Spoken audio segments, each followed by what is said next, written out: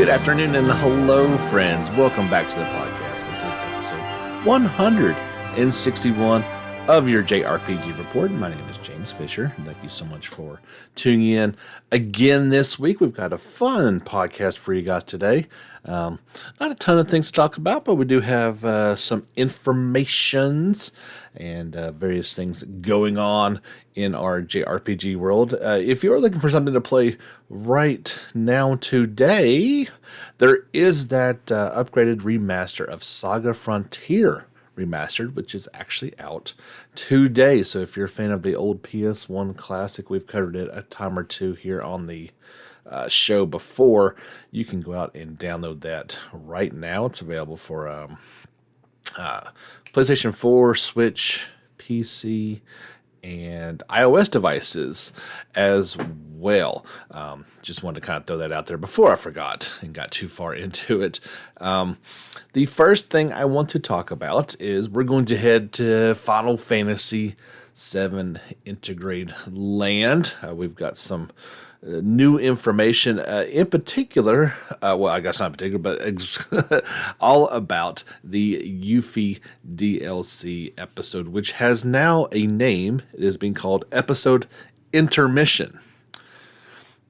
I think that's a pretty clever play on things. It is going to be a secret mission. I wonder if it'll be a sneaking mission, since we do have a ninja. We'll have to wait and see. Square Enix released a bunch of new information and screenshots for the upcoming Final Fantasy VII Remake Intergrade, newly dubbed Episode Intermission. There was a voice cast announced for it now. I will read these names off to you. Please be kind if I named one of your favorite voice actors or somebody who you really care for their work and I mispronounced their name. I am sorry. I apologize. So Yuffie is going to be voiced by Suzy Yang. I believe that's how you say her last name. Yeung. Sion or Sonon, how do you say his name, is by Alex Lee, which spells his name Aleks. These new characters that we're going to be talking about today, we will go into them as we go through, because I'll just be naming names and you'll be like, who's that? Who is that? We know Yuffie and Sonon. I guess from now on until proven otherwise, I'm going to call him Sonon. So first off, episode Intermission is, they say, amidst the confusion of Mako Factor 5's destruction, Wutai makes its move on the city of Midgar. Yuffie and her partner Sonon, two elite ninja operatives for the Wutai government, have been assigned a dangerous mission to steal the Shinra Electric Power Company's most powerful materia. Now, maybe I forget, maybe this was talked about in the original. It's been so long I don't remember. I wonder what the most powerful one is. Would that be Ultima? Could it be a summon like Bahamut? That's a good question, I think. I don't think it's holy. That is something a little bit different, or meteor, or maybe that's what they're talking about. Who knows? We shall find out in episode Intermission. Perhaps. They say together with Avalanche HQ's support, they cross behind enemy lines to reclaim their homeland's former glory and exact revenge long in the making. Unbeknownst to Yuffie, however, the wheel of fate is turning and unforeseen consequences await. So first, let's talk about Yuffie Kazagargi. I always butcher her last name. I'm sorry, but that's my best try. Voiced by Suzy Yang in English. And they say she's a member of Wutai's elite corps of ninja operatives. Yuffie styles herself as both a ravishing beauty and a world-class materia hunter. Using her signature oversized throwing star and exceptional agility, she is a force to be reckoned with. Determined to reclaim her homeland's former glory and acting on orders from the government, she sneaks into Midgar. We didn't learn anything about Sonon here, but we do learn a bit about Avalanche HQ. So they say this is Avalanche's strongest force, which carries out anti-Shinra activities under the ideology of the Planet Life Science. Unlike Barrett's sect of Avalanche, who chose the radical means of blowing up a Mako reactor, and as radical as you get, Avalanche HQ is trying to free Midgar from the Shinra companies while protecting the lives of its citizens. Cooperate with Shinra HQ in the mission to seize the, quote, ultimate materia, end quote, to build a relationship with the new Wutan government.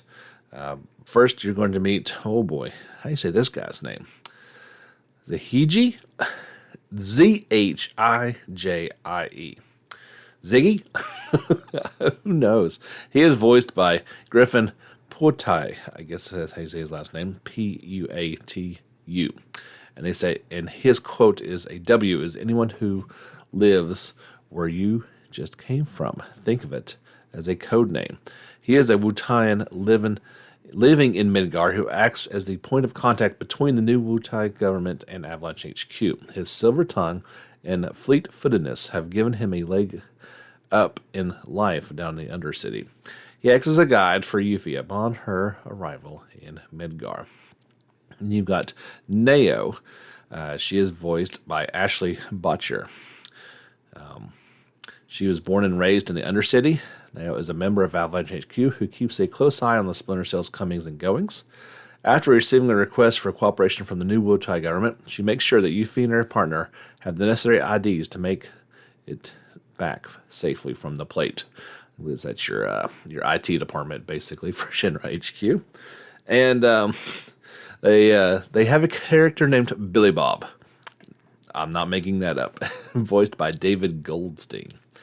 A member of Avalanche HQ and lifelong Undercity resident, he is by far the most experienced of the group, though few would know about it, given his laid-back, laissez-faire attitude. He is a heavy drinker and cannot be found at the local bars, all while gathering intelligence. And then you got Polk, and he is a younger-looking guy. You can take all these images and characters and stuff I'm talking about today. I did put together a little slideshow and throw it on our YouTube channel, or you can click the link on our social media channels, either on Facebook or Twitter, and get all this information and images as well. So Polk was born and raised in the Undercity. He is the youngest and newest member of Avalanche HQ, and consequently that means he is treated as the younger brother of the team. His current passion is a board game that's taken the Undercity by storm called Fort Condor. So perhaps a little bit of foreshadowing here, as you may recall, in the original Final Fantasy VII, there was the Fort Condor mission that you tried to get rescue the Phoenix materia up top of it. So maybe that's how they're going to work Fort Condor and then not make it into a real-time strategy type of game. Now, the character I'm most interested in appears to be a new bad guy. He is Weiss. He is voiced by Damon Mills. He is known as Weiss the Immaculate. He is the sadistic ruler of Shinra's top-secret underground research facility, Deep Ground. Fearing his overwhelming strength, Shinra scientists have restrained him to a throne deep in the confines of the facility. There, under inhumane conditions, he bides his time, waiting to exact his revenge. Dude looks pretty formidable. He has got dual swords and, of course, required spiky hair. Probably looks a little more on the Kingdom Hearts bad guy scale than maybe with some of the typical Final Fantasies, but, they're kind of one and the same. We did get an introduction into battle. And the more I read about Yuffie's playing style, the more excited I am to get to play as her. So she is adept at both close quarters and long-range combat. You'll press square to strike an enemy with her throwing star, hold square to continue attacking while putting distance between her and her foe. Now, her unique ability she can actually, of course, throw her giant oversized shuriken, and you can do that by throwing. You can throw the star with the triangle button. While her weapon is away, press square to perform a long-range ninjutsu attack. I'm not very good for words today. The weapon will return to Yuffie automatically after a certain amount of time, but she can retrieve it sooner by pressing triangle. So you definitely want to check out the images for this. It shows it kind of in action. I wish there was some video to go along, but you know, images will have to do. Now, this Ninjutsu attack can initially is non-elemental in nature, but when you apply elemental Ninjutsu to it, it can then change to either fire, ice, lightning, or wind, which makes it able to exploit enemy weaknesses. She also has the ability called Banishment, which is an offensive attack where ATB is spent on other commands, increase the damage dealt. It can be increased from level 1 to 3, and its affinity can be changed as well. She also has the ability Windstorm. Create a gust of wind that damages nearby enemies and launches them towards you. We got to look at the new box art for the PS5 version of it, and instead of the classic cloud looking up at the Shinra HQ building, it is a panned out. This is the Japanese box art, by the way. A panned out look at Midgar with the Final Fantasy VII Remake Intergrade logo kind of off center to the right of the box. We may get that in the West as well, but that is the Japanese version of it. Remember, this is due out for PlayStation 5 on June the 10th worldwide. Assuming in the next 2 months I can track down a PlayStation 5 and purchase one, I am very, very excited about this game. It's one of those deals, when I first heard about it, I was excited, and it's kind of built a little bit more and more as we've gotten closer, and now within 2 months of it happening, I'm getting pretty excited. So if you do not have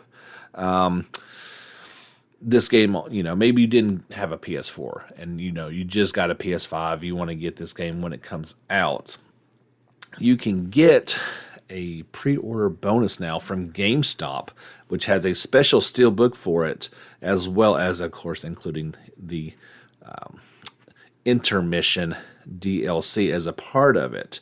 So this is just through GameStop that's offering this, and so you get that limited steelbook case, which looks pretty amazing, and the DLC included. Now this price is at $69.99. So by my mathematical deductions, I'm guessing that this INTERmission DLC is going to cost $10 if you buy it separately. I mean, maybe it's different than that, but if the game goes for $60 and they're selling the special edition that has it included for $70, that's the way I'm looking at it. Maybe it's a different, maybe don't know the regular price of it, and maybe that's what's going for, but that seems to be what I'm thinking it's going to be, which is not too bad. I mean, they're talking about this as 2 chapters long. Maybe it should be a little cheaper, but it does look like there's some pretty good production value behind this, and as well as some obvious upgrades. So if you're looking forward to getting that, that's what it's going to be. They are saying that it is obviously while supplies last. So I think I shared that over on our social channels if you want to get the direct link to that. It just went live today. So if you're wanting to get this for PS5, you're probably going to want to do it pretty soon. I'm guessing they're going to go fairly quickly.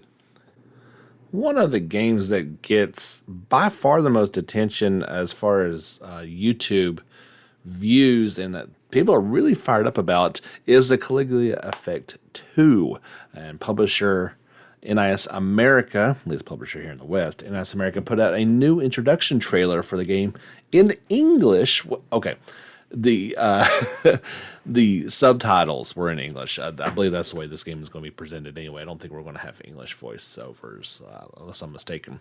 But it was very nice to get some details on the game and some a really good trailer that, I mean, I won't pretend to know what's going on. It's still pretty crazy looking, but at least I have a better idea of what's going on. So basically it's a fantasy world that these players are trapped in.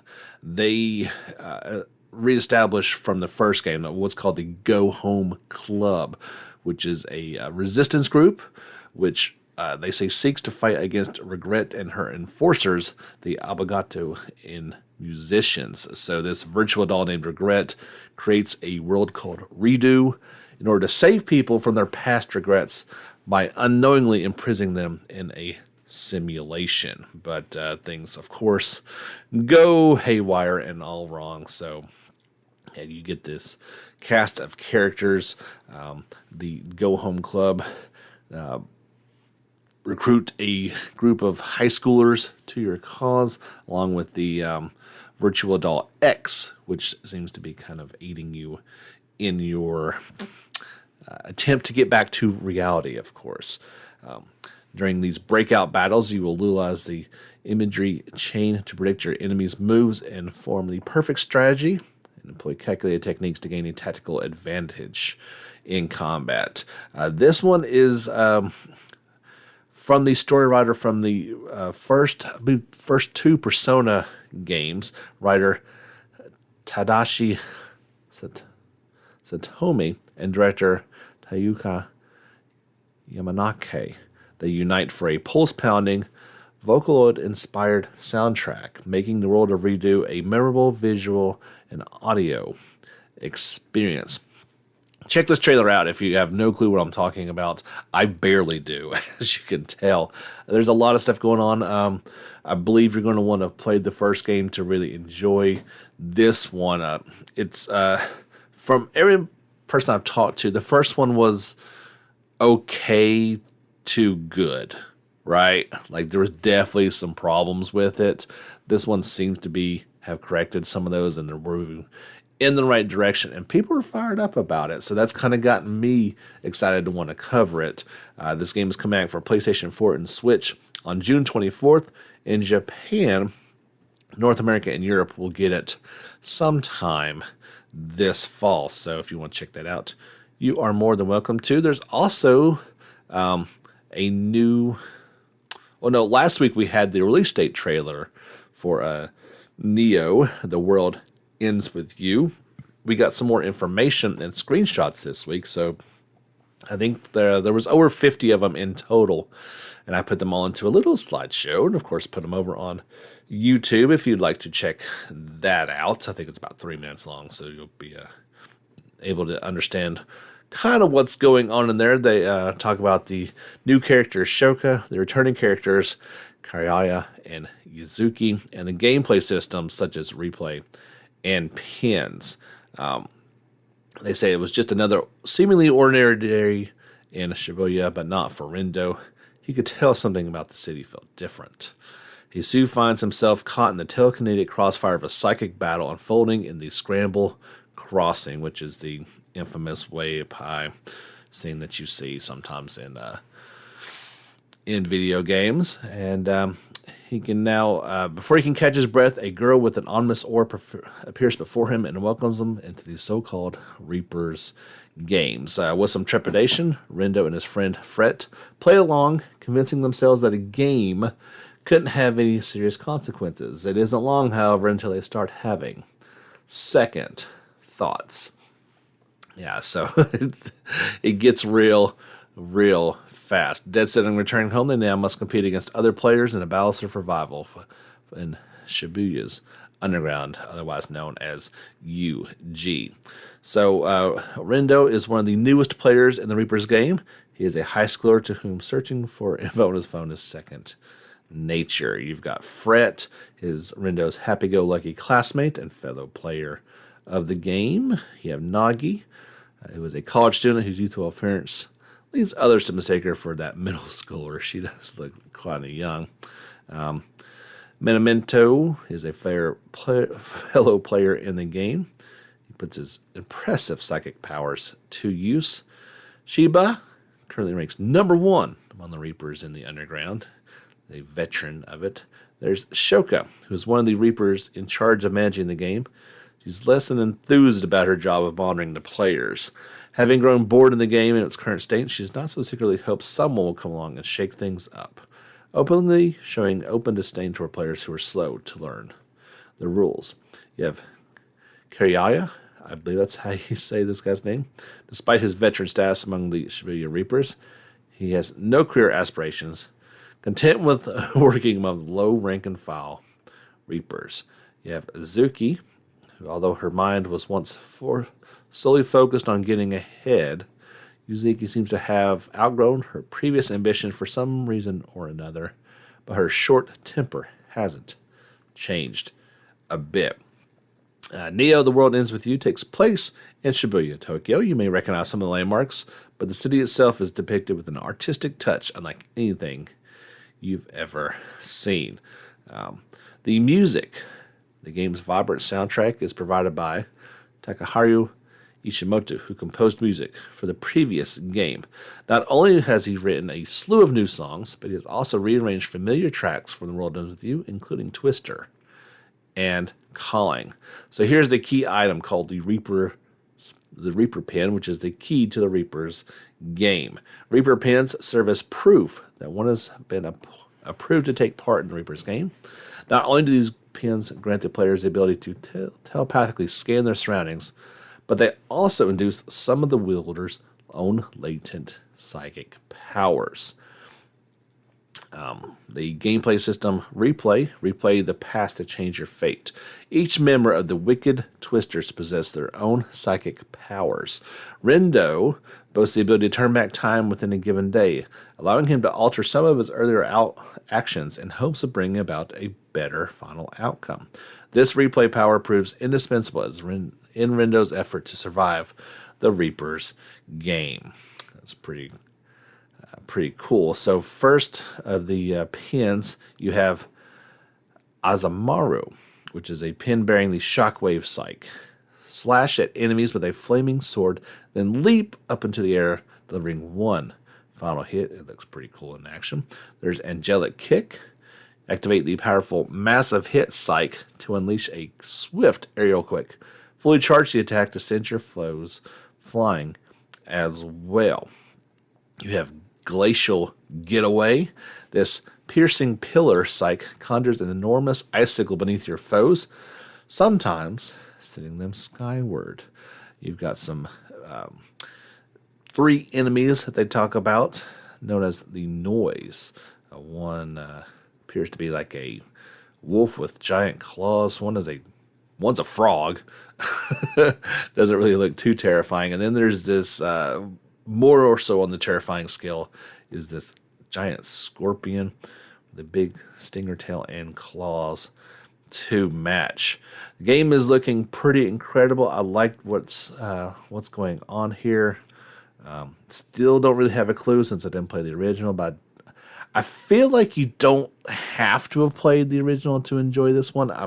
Like everything, it'd be helpful if you had, but if you got a chance to play it before it comes out, then you probably should. Neo, The World Ends With You is due out for PlayStation 4 and Switch on July the 27th worldwide, then coming to PC via the Epic Game Store later this summer. So those were the more meaty stories that I had to talk about today. The rest of them are a little quicker in detail, let's put it that way. An interesting story out of Japan today. I've been openly asking the question of when, first off, why are they not already? But then, when are The Legend of Heroes Trails of Cold Steel 1 and 2 finally going to come to the Switch? You can play them out of order if you want, because Part 3 and 4 are now available on the Switch. Well, they are coming out in Japan and Asia soon. Cold Steel 1 will be out on July the 8th. Cold Steel 2 out on August the 5th. Both of these games are being developed by Clouded Leopard Entertainment, who handles Falcom's development in that area of the world in Asia. There is no English text option for these games at this time. So this would be the first thing to happen for this to come to Switch in the West.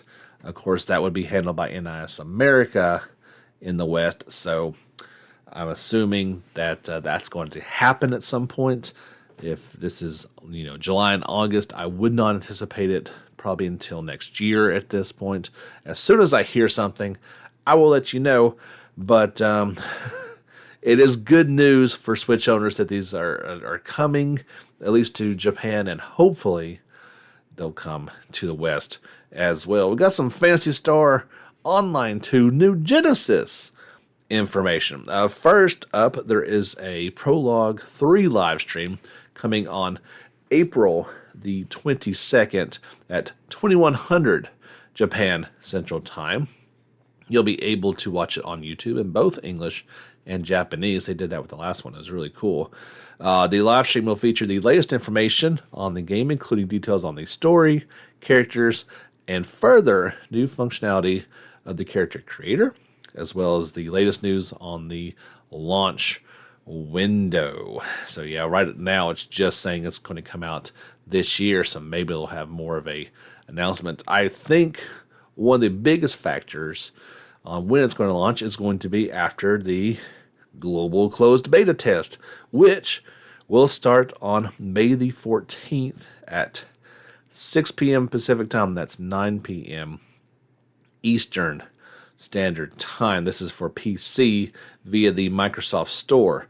Registration for this global closed beta test will begin on April 21st at 10 a.m. Pacific, 1 p.m. Eastern Time via the Xbox Insider Hub app. The beta period will have a limited number of applicants who can register on a first-come, first-served basis. So yeah, but you can, if you want to, I would not fault you, hit pause if you want to go ahead and get signed up for that. If you are interested, you should do that as soon as you can. They also had the announcement that there is a Sword Art Online collaboration event coming west. This is just for Phantasy Star Online 2, not talking the new Genesis line. So this will be coming to the west on May the 12th. This event already took place in Japan, so finally getting it over the west. There will be original story content involving Asuna and Kirito from Sword Art Online. So if you're looking forward to that, you've got a little bit longer to go on May the 12th if you are a Phantasy Star Online 2 player. We got three short new videos for Ni no Kuni Crossworlds. That's the kind of open world game coming to iOS and Android. And there is going to be a pre-registration opening up for that, but that's in Japan, South Korea, and Taiwan. Level 5 and Netmarble announced. It does have release date of June 30th, according to that App Store, but this could just be kind of one of those placeholder dates. Not exactly sure what that means. There's been a good amount of information about this game, and obviously these videos, but again, it's all in Japanese. No word if it's going to be a worldwide thing or not, but we'll keep our eye on that one, as it looks interesting. Ni no Kuni is such a double-edged sword. As much as I loved the first one, I only kind of liked the second one. And so I'm kind of following along with this story and seeing where it goes, but just not 100% sure what exactly to make of this game. We did get some good news. Remember a little while ago, Christ Tales announced, I believe, a July release date. Well, it is now got an actual date, and that's going to be July the 20th for the JRPG inspired game. It will it's coming out for everything, right? So name a system, it's coming out for it. And it's coming out July 20th for $39.99. Publisher Modus Games and developers Dreams Unincorporated and SYCK announced. I am really looking forward to this one. A classic love letter to JRPGs in terms of gameplay. Obviously a pretty, new and unique mechanic with the past, present, and future elements at all times going on.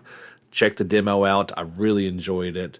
So especially at, $39.99. It's pretty solid. I don't expect a long game. I never did, and at least now it's kind of got the price point to match my expectations for it. This next story, I don't know exactly what to make of it, so let's just throw it out there. It was teased at Perfect World Games had announced a new mobile game called Codename X. They were touting it as the first mobile entry in a famous Japanese console game series that has sold over 10 million copies worldwide. And at the moment, it was unnamed, but then speculation started to go on, like, well, that can only mean so many different things. And it finally came to be known that this is going to be a Persona 5 mobile game. There was a short trailer that got announced for it. Code Name X is got the music, it's got the feel of a Persona 5 entry. They just say Codename X follows the tone of the original game and uses next generation technology to enhance the original renders and create a realistic Japanese metropolis. The two characters that were shown, neither of which were Joker or any other of the crew from Persona 5, I don't know what to make of this. I really don't. No, I'm basically telling you everything that I know at this point. You can watch the trailer and kind of decipher for yourself what exactly it is. I'm going to hold off any more speculation until we see more. The obvious instant reaction is, oh no. Right? They're going to make a gacha mobile version game of one of our beloved JRPG series. If it's a spin-off and it uses the characters and it's done well, who knows what it could be, right? So let's just wait and see on this one and kind of hold off until we learn just a little bit more about it. There is an upgraded patch coming for the PC version of Nier Automata. It's currently in development, but they don't know when it's going to come out. This Square Enix came under some scrutiny earlier this month when the PC version of the game released through the Microsoft Store and Xbox Game Pass was a ported version. Not a ported, but a fixed version. Whereas the Steam version still kind of had some issues. So, yeah, they are working to fix that. That is all that we know at this time. There was also a leak for the upcoming Nier Replicant game that showed that there was going to be some free DLC for it, including one that's content weapons set called 4 Yoham. So this is 4 costumes and 4 weapons from Nier Automata. They say due to the story of the game, the content may not be playable during some of the scenes. The full game sold separately is required to use this content. So I guess you need to have Nier Automata data saved to access this. I'm not exactly sure what that means, but yeah. So definitely, you have the character costumes from Automata in Replicant. I'm not that surprised by that. It seems like a pretty logical thing to think about. It's going to be included with the game. This happens kind of all the time. The release date for Atelier Lady and Sewell, The Alchemist and the Mysterious Paintings DX is coming right up just ahead of the launch. We got some new information from Koei Tecmo and Gust about the game's brand new story events involving Nelky. There was some screenshots to go along with that. The enhanced version of the game will release for Switch, PlayStation 4, Windows PC via Steam, and that's it. On April the 22nd, there will be new paintings, new stories, and at least one new boss for players to enjoy. At least 2 of the 3 newly revealed stories will center around the Granswhite tree. One story will involve Nelky asking the party about the tree's fruit, while the other story will involve a serious boss battle. The screenshots give us a better look at the Westwalled Fountain, the Pumi Dome, the Pie Shop, the Art Gallery, Granite Tree, and the farm with an enormous barrel. You would need to see the screenshots to understand the ridiculous, enormous barrel that they are talking about. It looks, it just looks crazy, and I kind of like it. So yeah, that one's coming out here pretty soon. They're going to be, all the mysterious titles are going to be getting a re-release, and that is pretty cool stuff for sure. One last thing to quickly pass along to you guys. Remember we talked about the PlayStation Spring Store Sale 2021. The first part of it was, I think, 2 weeks ago. Well, part 2, or deux, as they say, is available now. Well, how long will these go on for? Keep in mind these will be available until April 29th, so you got 2 weeks from today. The JRPGs that jumped off of me, there was not many, but the you had, let's see, God Eater 3 for $15. Monster Hunter World Iceborne Master Edition is going for $30. Iceborne alone is going for $20. And you had some Yakuza titles. Yakuza 0 is for $5. Kawaii for $5. Kawaii 2 for $10. And but the big one that I want to say is, if you've got $10 in your account or a gift card or whatever it is, go get Dragon's Dogma Dark Arisen. It is absolutely worth $10, from my opinion. I paid $60 for it probably when it first came out, and another $40 on the remaster PS4 version that came out. I really, really enjoyed that game enough to play it a couple of times through and pay for it more than once. And I think you'll, for $10, you shouldn't be disappointed no matter what. That's going to do it for episode 161. Thank you so much for tuning in this week and every week. If you like what you hear, please consider financial considerations for this podcast, as well as what we do on YouTube each and every day. You can get the link for the Anchor app and do it directly through the app. You can see the description in the podcast description below. Or if you're on Patreon, we accept help that way as well. Just search for JRPG Report, or the links are below, as well as all of our social options, website, all that good stuff, YouTube channel.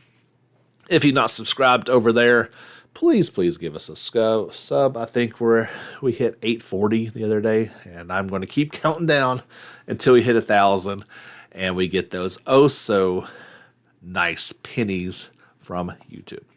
My name is James Fisher. Thank you for tuning in this week. We will be back next week with a new podcast. However, the next week, I won't be here, as the 28th is me and my wife's 9th wedding anniversary, and we have decided to finally take an anniversary trip back to where we went on our honeymoon and spend a couple days down there.